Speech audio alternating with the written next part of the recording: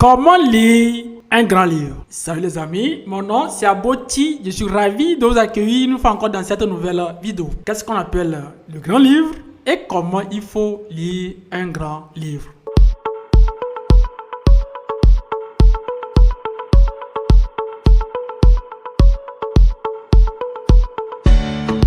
Alors, qu'est-ce que c'est qu'un grand livre? Quand on dit un grand livre, il y a deux mots qui vont retenir notre attention. On a le livre et le compte. Dans le temps passé, les comptables tenaient la comptabilité manuellement et c'était un travail fastidieux. Ça fatiguait les comptables. En ce moment, il n'y avait pas les logiciels qui vont leur permettre d'avoir un grand livre automatisé. Il n'y avait aucun logiciel. Alors, à la fin de l'année, ils regroupaient tout ce qu'ils ont enregistré dans les journaux et ils reportent tout ce qui était dans chaque journal, chaque compte, il est reporté dans le livre. Et maintenant, ce livre-là était volumineux.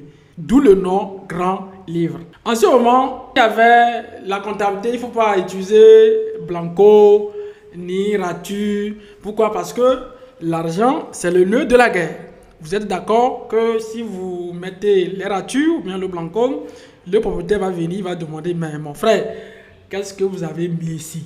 Donc, c'était vraiment compliqué la comptabilité d'avant. Mais maintenant, aujourd'hui, nous, on a des logiciels qui nous permettent d'avoir la balance, le grand livre, tous les documents possibles que nous allons avoir, c'est possible dans ces logiciels. Alors, comment il faut avoir maintenant le grand livre? Pour avoir le grand livre, on va aller dans le menu État. Et ici, j'ai grand livre. On va rentrer. Ici, type de grand livre, je vais laisser tout un base, je laisse comme ça et je mets OK. Maintenant, aperçu avant l'impression, je mets OK. Et maintenant, voici mon grand livre. Voici le grand livre. Donc, il y a plein de pages. Voilà comment ça se présente, le grand livre. D'accord? Donc, ici, on a le grand livre complet, la date des écritures, les journaux, les numéros de pièces, le libellé, le lettrage, le mouvement débit, le mouvement crédit et le solde progressif.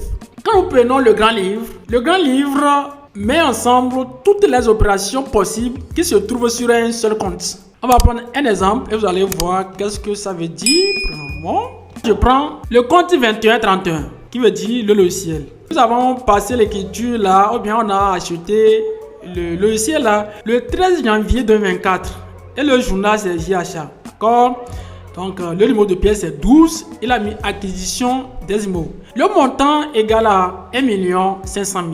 Il va mettre le total au 31 décembre. Si nous n'avons plus acheté le logiciel, il va mettre le total ici 1 500 000. Quand nous prenons aussi le compte, la marque, c'est la même chose, 260 000. Vous allez voir que du 2 janvier 2024 au 31 décembre 2024, vous allez voir que le total est là. D'accord? Quand nous prenons le compte du fournisseur, le 2 janvier, on a consommé la location de 15 000. Ça veut dire que on doit au fournisseur 15 000. Donc, il va mettre le solde comme négatif de 15 000.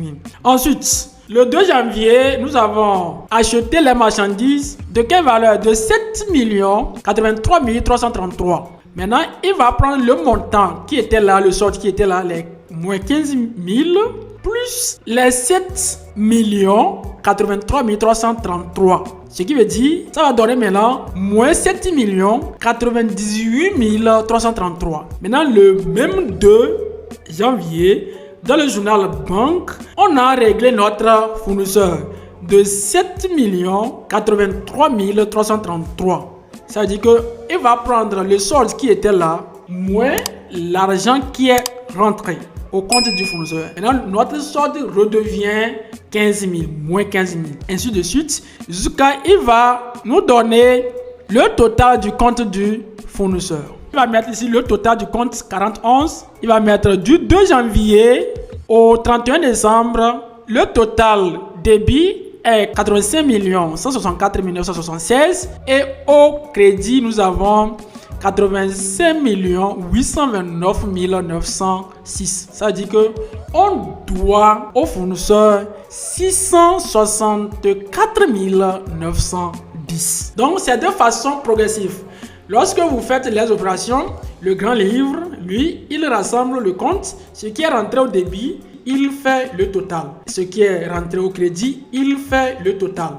Et fait la différence. À la fin de l'exercice, vous allez voir le solde de ce compte. Donc, juste, le grand livre permet de retracer les opérations qui rentrent sur un compte donné. Et ça nous permet de voir à la fin de l'exercice quelle est la situation de ce compte. Est-ce que ce compte est débiteur ou bien ce compte est créditeur?